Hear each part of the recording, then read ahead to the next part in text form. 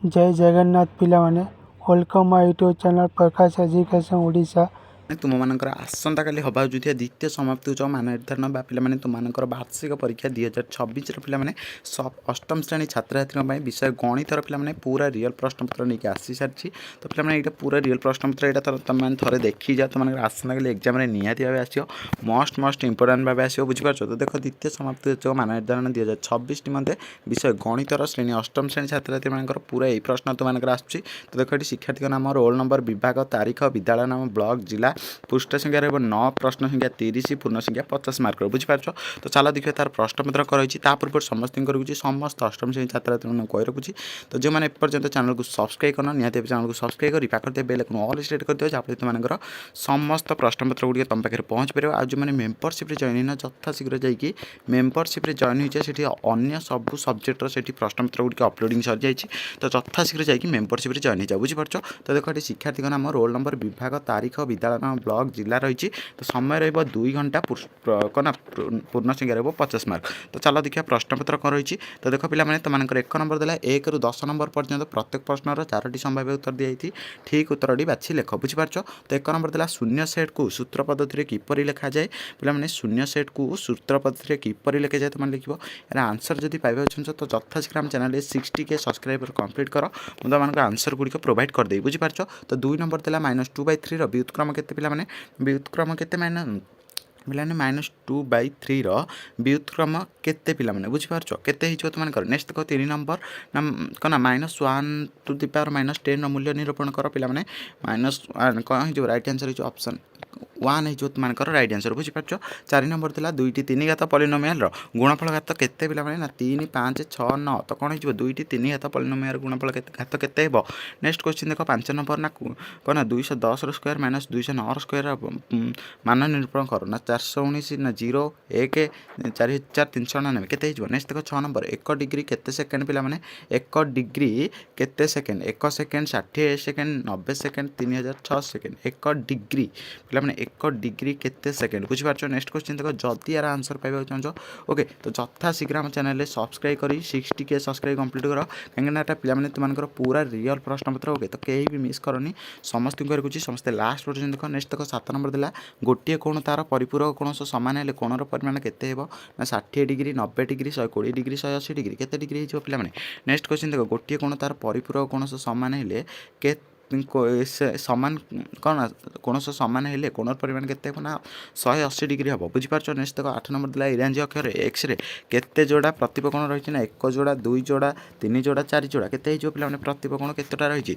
Next देख 9 number देला गोटे त्रिभुजर उच्चता संख्या केते पिलामाने ना 4 3 2 1 केते हो। नेक्स्ट देख 10 नंबर देला एक रंबसर कर्णद्वय सर्मदज्ञ विशिष्ट हेले जो ज्यामितिक चित्र सृष्टि हे तार नाम कौन पिलामाने ना सामंत चित्र आयत चित्र ट्रापिजियम वर्ग चित्र कौन हो एक रंबसर कर्णद्वय समष्टि पिलाने कौन हो राइट आंसर। नेक्स्ट क्वेश्चन देख तुम नेक्स्ट देला 11 ରୁ 8 नंबर पर्यंत प्रश्न गुड़िक उत्तर लेख ना 11 नंबर देला -17 - x = -3 हेले एक्स मान केते पिलामाने ना माइनस देख -17 ओके -x = -3 हेले एक्स मान केते तो पिलामाने एक्सटा सेपट को तुम कौन कर ना पिलामाने एक्सटा सेपट को नहीं जाए तो केते हो केते देख पिलामाने तुम धर एक्स टाइप थाउ ओके एपटे -3 रही एक्स माइनस देख तुम कही रखुच्छी -17 ओके -x ओके इजुकाल टू -3 तो पे ये तुम -3 रहा तो -x एपट थाउ इजुकाल टू -3 एपट 17 गले +17 हो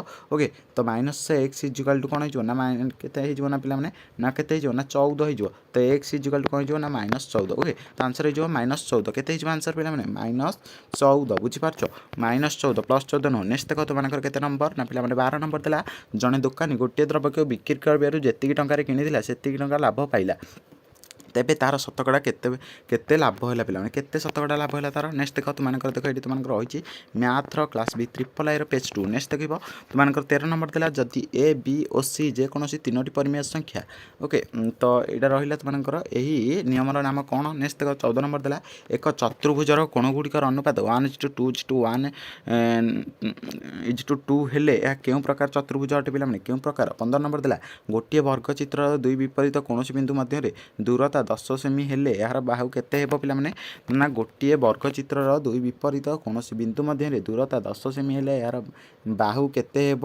ଓକେ ନେକ୍ସଟ କ୍ୱେଶ୍ଚିନ୍ ଦେଖିବା 16 ନମ୍ବର ଦେଲା ଏକ ସମଘନକାର ବସ୍ତୁର ସମଗ୍ର ପୃଷ୍ଠତଳର କ୍ଷେତ୍ରଫଳ ଡ୍ୟାସ୍ ଇଣ୍ଟୁ ବାହୁର ସ୍କୋୟାର ପିଲାମାନେ ଡ୍ୟାସ୍ ଇଣ୍ଟୁ ବାହୁର ସ୍କୋୟାର। ନେକ୍ସଟ କ୍ୱେଶ୍ଚିନ୍ ଦେଖ 17 ନମ୍ବର ନା ଏକ ସମକୋଣୀ ତ୍ରିଭୁଜର ସମକୋଣ ସଂଲଗ୍ନ ଦୁଇ ବାହୁର ଦୈର୍ଘ୍ୟ 12 ସେମି ଓ 5 ସେମି ହେଲେ ଏହା ଅନ୍ୟ ବାହୁଟିର କେତେ ହେବ ପିଲାମାନେ ଏହା ଅନ୍ୟ ବାହୁଟିର କେତେ ହେବ। ନେକ୍ସଟ କ୍ୱେଶ୍ଚିନ୍ ଦେଖ 18 ନମ୍ବର ନା ଗୋଟିଏ ତ୍ରିଭୁଜର କୋଣଗୁଡ଼ିକର 1:2:3 ଅନୁପାତ ହେଲେ ଏହା କେଉଁ ପ୍ରକାର ତ୍ରିଭୁଜ ପିଲାମାନେ ଏହା କେଉଁ ପ୍ରକାର ତ୍ରିଭୁଜ। ନେକ୍ସଟ ଦେଖ ତୁମମାନଙ୍କର 19ରୁ 26 ନମ୍ବର ପର୍ଯ୍ୟନ୍ତ ପ୍ରଶ୍ନର ସଂକ୍ଷିପ୍ତ ଉତ୍ତର ଦିଅ ବୁଝିପାରୁଛ।